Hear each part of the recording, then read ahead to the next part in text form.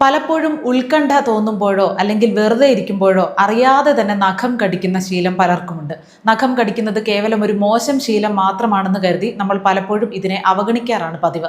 എന്നാൽ നമ്മുടെ വിരൽത്തുമ്പുകൾക്കിടയിൽ ഒളിഞ്ഞിരിക്കുന്ന ദശലക്ഷക്കണക്കിനോളം വരുന്ന ബാക്ടീരിയകളെ നേരിട്ട് ക്ഷണിച്ചു വരുത്തുകയാണ് ഈ ശീലത്തിലൂടെ. വൈദ്യശാസ്ത്രം ഒനൈക്കോഫാഗിയ എന്ന് വിശേഷിപ്പിക്കുന്ന ഈ ശീലം പല്ലുകളുടെ ആരോഗ്യത്തെയും ചർമ്മത്തിന്റെ ഭംഗിയെയും മാത്രമല്ല, മറിച്ച് ആന്തരികാവയവങ്ങളുടെ പ്രവർത്തനത്തെ പോലും സാരമായി ബാധിക്കുന്ന ഒന്നാണ്. മനോനിലയുമായി അടുത്ത ബന്ധമുള്ള ഈ ശീലത്തെ ഒരു ഇമ്പൾസ് കൺട്രോൾ ഡിസോർഡറായാണ് വിദഗ്ധർ കണക്കാക്കുന്നത്. കടുത്ത മാനസിക സമ്മർദ്ദം അനുഭവിക്കുമ്പോഴോ അമിതമായ വിരസത തോന്നുന്ന സമയത്തോ ഒരു ആശ്വാസം എന്നോണം പലരും അറിയാതെ തന്നെ നഖം കടിച്ചു പോകുന്നു. നഖം കടിക്കുന്നത് നമ്മുടെ മോണകൾക്കും പല്ലുകൾക്കും വലിയ രീതിയിലുള്ള പരുക്കുകൾ ഏൽപ്പിക്കുന്നു. നഖത്തിന്റെ കൂർത്ത അറ്റങ്ങൾ മോണയിൽ ചെറിയ മുറിവുകൾ ഉണ്ടാക്കുകയും വിരലിലെ അണുക്കൾ രക്തത്തിലേക്ക് പടരാൻ കാരണമാവുകയും ചെയ്യുന്നു. ഇത് മോണവീക്കത്തിനും പഴുപ്പിനും വഴിതെളിക്കും. കൂടാതെ പല്ലുകളിൽ അമിതമായ സമ്മർദ്ദം ചെലുത്തുന്നത് പല്ലിന്റെ ഇനാമൽ തേഞ്ഞു പോകുന്നതിനും പല്ലുകൾക്ക് വിള്ളലുണ്ടാകുന്നതിനും കാരണമാകുന്നു. ദീർഘകാലം ഈ ശീലം തുടരുന്നവർക്ക് പല്ലിന്റെ ഘടനയിൽ തന്നെ മാറ്റങ്ങൾ സംഭവിക്കാം. ഇത് പല്ലുകളുടെ ക്രമം തെറ്റിക്കുന്നതിനും താടിയെല്ലിന്റെ സന്ധികളെ ബാധിക്കുന്ന TMJ എന്ന വേദനാനിർഭരമായ അവസ്ഥയ്ക്കും കാരണമായേക്കും. വിരലുകൾ എത്ര കഴുകിയാലും നഖത്തിനിടയിൽ അഴുക്കും അണുക്കളും അവശേഷിക്കാൻ സാധ്യതയുണ്ട്.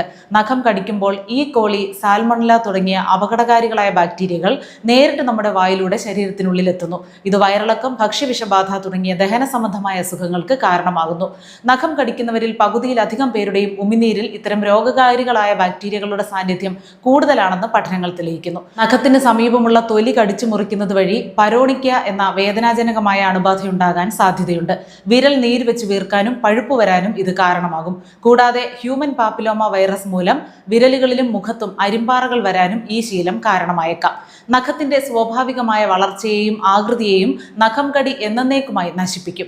നഖം വളരുന്ന അടിത്തറ അഥവാ നെയിൽ ബെഡിന് കേടുപാടുകൾ സംഭവിക്കുന്നത് മൂലം നഖങ്ങൾ വിരൂപമാകുകയും വളർച്ച മുരടിക്കുകയും ചെയ്യും. കൂടാതെ നഖം ചർമ്മത്തിനുള്ളിലേക്ക് വളരുന്ന ഇൻഗ്രോൺ നെയിൽ എന്ന അവസ്ഥയ്ക്കും ഇത് കാരണമാകുന്നു. വായിൽ ദുർഗന്ധമുണ്ടാക്കുന്ന ബാക്ടീരിയകൾ നഖത്തിനിടയിൽ നിന്നും വായുടെ ഉൾഭാഗത്തേക്ക് പടരുന്നത് വഴി സാമൂഹികമായ ഇടപെടലുകളിൽ പോലും ഇത് ആത്മവിശ്വാസം കുറയ്ക്കാനിടയാക്കും. വിരൂപമായ നഖങ്ങൾ മറ്റുള്ളവരുടെ മുന്നിൽ പ്രദർശിപ്പിക്കാനുള്ള മടി പലരിലും അപകർഷതാബോധം വളർത്താറുണ്ട്. ഈ ശീലം മാറ്റിയെടുക്കാൻ ബോധപൂർവമായ ശ്രമങ്ങൾ ആവശ്യമാണ്. നഖങ്ങൾ എപ്പോഴും ചെറുതായി വെട്ടി വൃത്തിയാക്കി സൂക്ഷിക്കുന്നത് കടിക്കാനുള്ള പ്രവണത കുറയ്ക്കാൻ സഹായിക്കും.